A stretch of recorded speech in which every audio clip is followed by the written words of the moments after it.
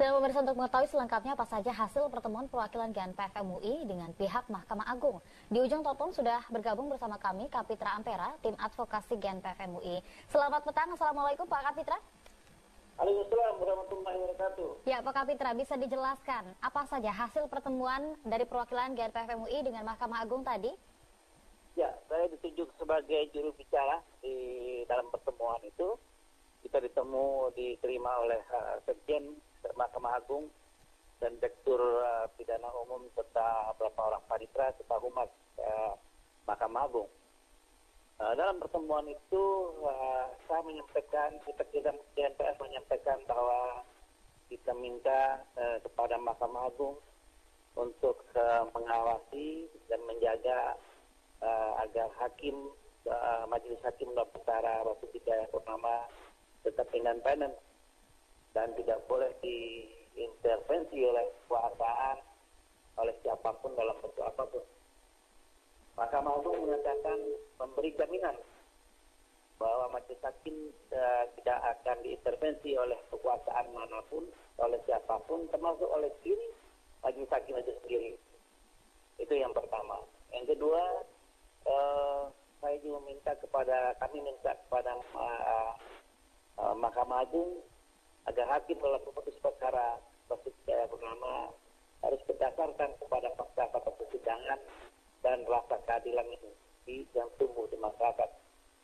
Dan Mahkamah Agung memberikan jaminan bahwa Majelis Hakim akan memutus perkara berdasarkan fakta-fakta persidangan dan rasa keadilan yang tumbuh di masyarakat. Yang ketiga, saya mengatakan bahwa Validol adalah benteng terakhir, bukan hanya buat warga Jakarta, tapi seluruh umat Islam di Indonesia menunggu keadilan yang akan diberikan kepada masyarakat oleh Majelis Hakim. Iya, Pak Itu Kapitra. Iya, Pak Kapitra. Ya. Tadi Anda berkali-kali menyebutkan MA memberikan jaminan, begitu. Nah, jaminan Ya. seperti apa yang diberikan ketika memang tidak ada intervensi dalam persidangan nanti? Ya, itu jaminan yang diberikan oleh Mahkamah Agung bahwa tidak ada intervensi dari siapapun, oleh kekuasaan manapun, termasuk oleh diri hakim itu sendiri. Ya, bagaimana GNPF MUI ini mengklarifikasi jaminan tersebut? Oh, kita tentu percaya kalau suatu lembaga yang paling terhormat, lembaga yudikatif, ya, sebagai Supreme of Court yang merupakan implementasi dari supremasi hukum, tentu kita percaya bahwa garansi itu, jaminan itu adalah sesuatu yang sangat serius akan dilakukan oleh Mahkamah Agung maupun oleh Majelis Hakim. Itu yang kita bangun rasa prasangka baik itu. Ya, Pak Kapitra, 10 orang menghadap ke MA pada saat pertemuan dengan Mahkamah Agung, begitu, apakah terjadi pembicaraan yang alot di sana dan berapa lama proses pembicaraan kedua belah pihak? Tidak alot, karena kita juga membatasi diri untuk tidak masuk dalam perangkap intervensi, meskipun dengan permintaan-permintaan yang menyentuh substansi perkara, maka kita tidak masuk wilayah itu. Kita masuk ke wilayah normatif yang sama undang-undang memang diberikan ruang untuk dapat menyampaikan aspirasi masyarakat. Dan kita juga tetap menjunjung tinggi Undang-Undang Nomor 48 2009 tentang kekuasaan kehakiman. Dan kita bicara tentang wilayah kekuasaan kehakiman itu. Dan justru keberadaan kita oleh Mahkamah Agung disambut dengan sangat baik. Sangat apresiasi. Sangat diterima dengan baik begitu ya, dan juga perbincangan di antara perwakilan GNPF MUI serta MA ini berjalan dengan cukup baik dan juga menghasilkan hasil begitu dari pertemuan itu yang juga cukup menyenangkan bagi semua pihak. Nah, semoga jaminan yang diberikan oleh MA ini juga bisa kita lihat nanti pada saat 9 Mei, tepatnya pada saat vonis dari kasus dugaan penistaan agama. Terima kasih sekali Pak Kapitra Ampera. Pemirsa, perwakilan GNPF MUI yang dipimpin oleh Didin Hafidudin melakukan pertemuan tertutup dengan pihak Mahkamah Agung. Dalam pertemuan tersebut, GNPF meminta Majelis Hakim Sidang Ahok untuk tidak diintervensi.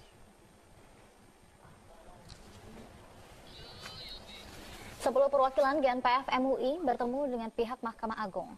Pertemuan yang berlangsung selama 1 jam di gedung MA di Jalan Medan Merdeka Utara, Jakarta diterima langsung Sekjen MA Ahmad Setia Pujo Harsoyo. Para perwakilan GNPF MUI menyampaikan beberapa aspirasi, diantaranya meminta hakim tidak membeda-bedakan kasus hukum. Dalam pertemuan ini, perwakilan MA menjamin sidang Ahok bebas dari intervensi. MA juga menjamin putusan yang akan dibacakan terhadap Ahok sesuai dengan fakta persidangan. Usai pertemuan, perwakilan GNPF menemui massa untuk memberikan isi pertemuan tersebut.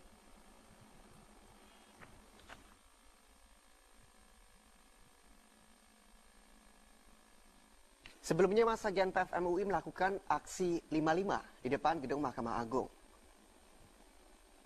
10 orang perwakilan GNPF MUI diterima oleh perwakilan MA. Pertemuan dilakukan di gedung utama MA dan berlangsung secara tertutup. Personel BRIMOB dan petugas pemadam kebakaran juga berada di luar gedung MA. Sementara itu, massa GNPF yang tidak bisa masuk berada di luar gedung MA dan melakukan aksi demo.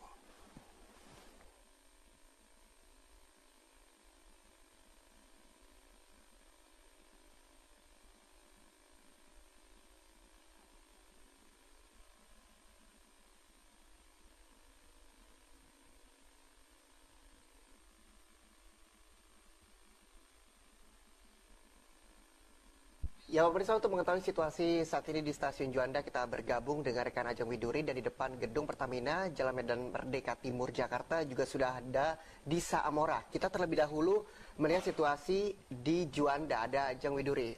Ajeng, bagaimana kondisi di Stasiun Juanda saat ini?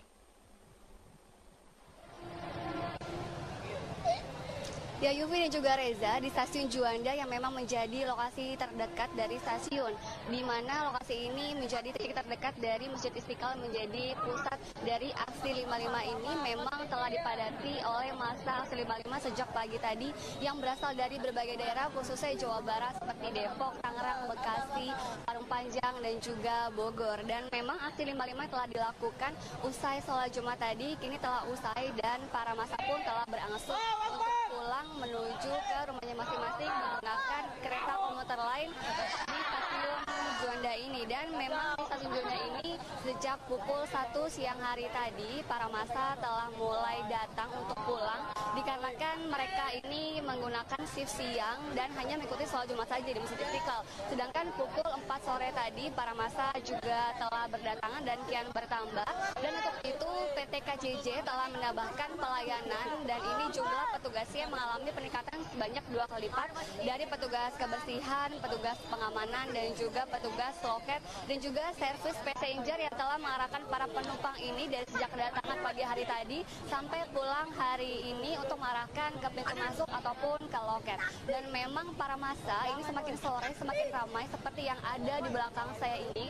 Para massa ini sudah mulai datang untuk pulang, namun menurut pantauan kami ini yang memang berbarengan dengan jam pulang kantor, para karyawan dan juga karyawati tidak begitu terlihat. Mungkin mereka telah mengantisipasi dengan menggunakan stasiun alternatif di sekitar ini seperti stasiun Sawah Besar, Cikini ataupun Gondang Dia. Dan memang PT KCJ sendiri ini tidak menambahkan jam operasionalnya ini. Jam operasional masih akan tetap beroperasi kereta komuter lain sampai pukul 11.30. Dan kami akan terus memantau kepulangan dari massa aksi 55 ini di Stasiun Juanda, Jakarta Pusat. Kembali ke Anda di studio. Yufi dan juga Reza. Ya baik, terima kasih Ajeng Widuri melaporkan langsung dari Stasiun Juanda, Jakarta Pusat, dan kita akan melihat kondisi di depan gedung Pertamina dengan Disa Amora di sana. Ya Disa, silakan dengan laporan Anda. Ya, Yufi dan juga Reza, saat ini saya berada di kawasan Jalan Medan Merdeka Timur atau lebih tepatnya di depan markas Kostrad, yang mana sejak pukul 3 sore tadi ribuan dari peserta aksi Sipatik 55 ini sudah mulai membubarkan diri. Kami pantau memang mereka ini mengarah ke utara, yang mana ada beberapa stasiun seperti stasiun Gondang Dia, stasiun Senen, dan juga tentunya stasiun Gambir yang berdekatan dengan kawasan Jalan Medan Merdeka Timur.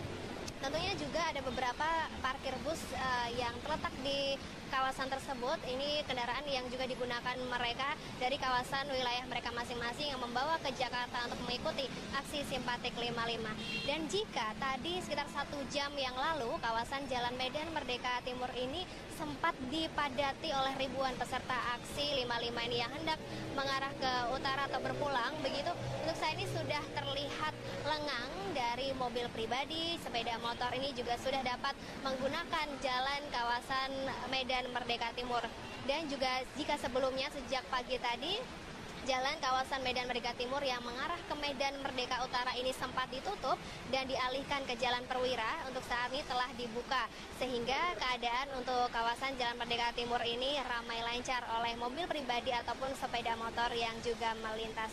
Terlihat memang masih ada beberapa sebagian dari peserta aksi ini yang nampak masih beristirahat di kawasan Medan Merdeka Timur ini, seperti berada untuk membeli makanan atau minuman di beberapa pedagang yang juga memanfaatkan momen-momen pada aksi 55 ini ataupun mereka beristirahat di trotoar kawasan Jalan Medan Merdeka Timur.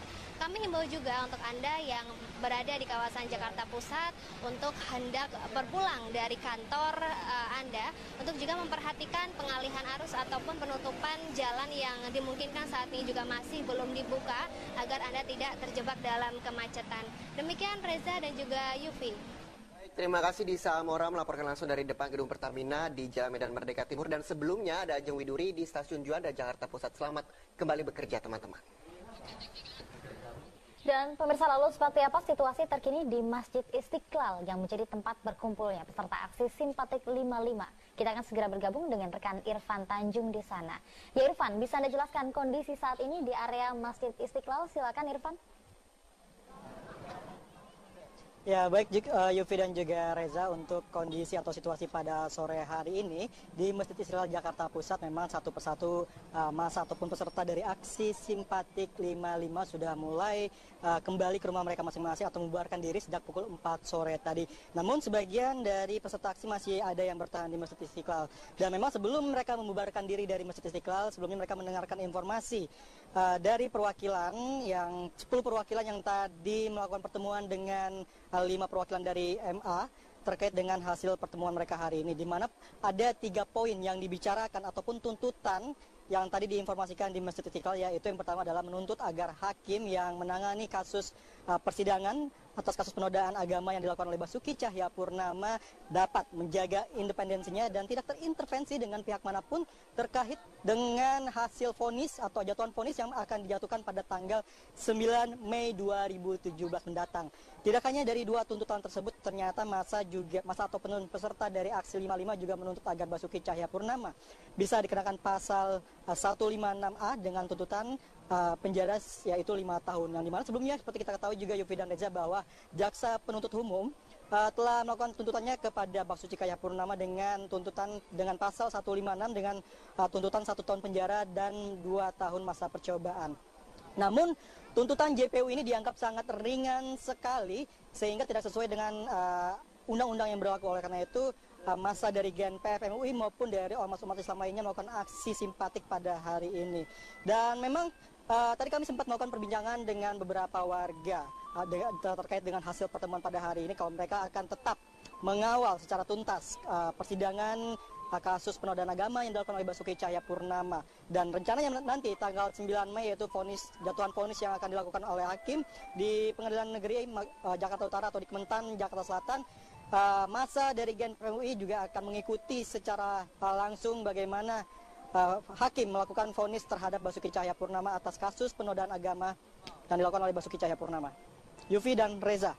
Ya, terima kasih Irfan Tanjung melaporkan langsung dari Masjid Istiqlal Jakarta. Selamat kembali bertugas.